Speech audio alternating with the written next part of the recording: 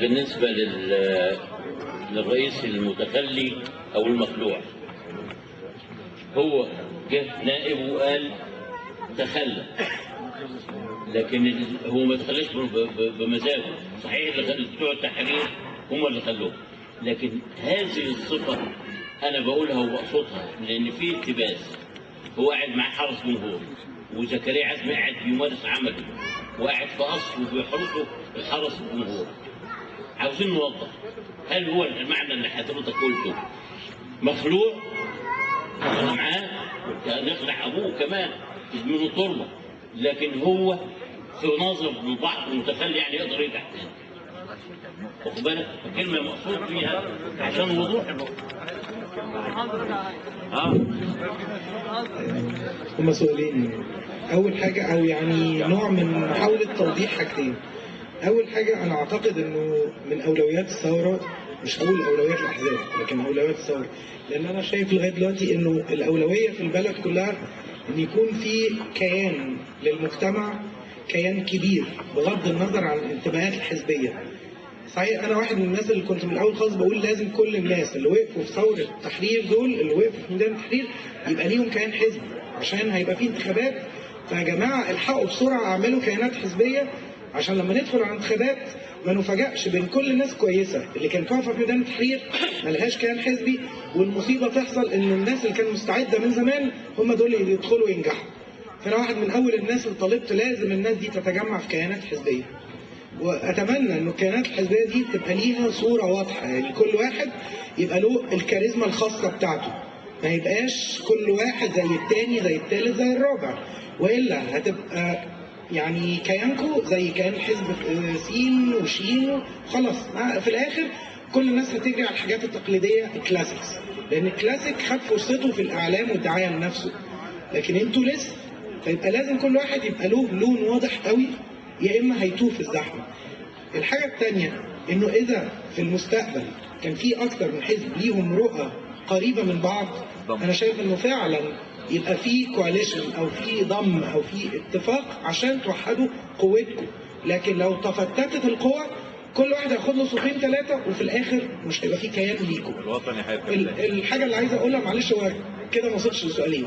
انا سؤالي حاجتين. المجتمع ده عنده مشكلتين دلوقتي لازم يعني يحلوهم. اول حاجه اخلاقيات المجتمع. انتوا اتكلمتوا على اخلاقيات الميدان. يا جماعه اللي احنا شفناه في ميدان التحرير ما كانش اللي شفناه في استاد ناصر ولا في استاد يوم السبت اللي فات.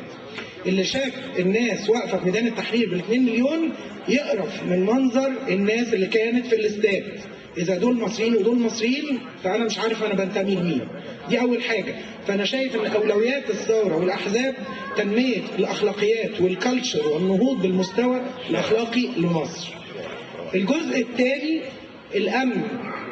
أنا نفسي أعرف رؤيتكم للأمن. صحيح أنتم مش وزراء داخلية وأنتم مش الحكومة الحالية، بس إيه تصوركم للوجود الأمني في مصر؟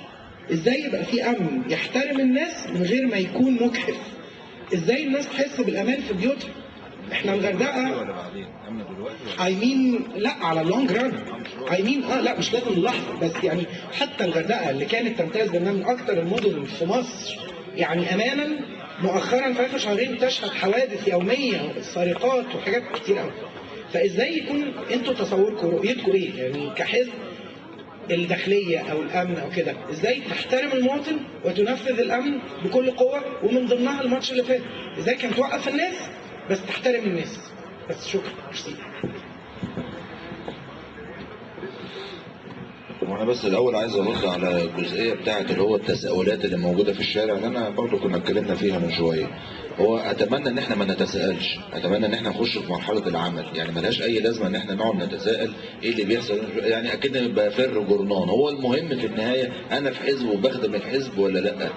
انا بنزل اعمل مظاهرات ولا لا؟ انا ابتديت جوه كيان معين اجمع ناس ونبتدي ندرس مع بعض افكار معينه علشان نغير وضعنا الوظيفي او وضعنا الاجتماعي او وهكذا، وابتدينا نظبط نفسنا عشان لما تنزل قوانين تدعم الموظف اقدر ان انا اطالب بنفسي ولا لا.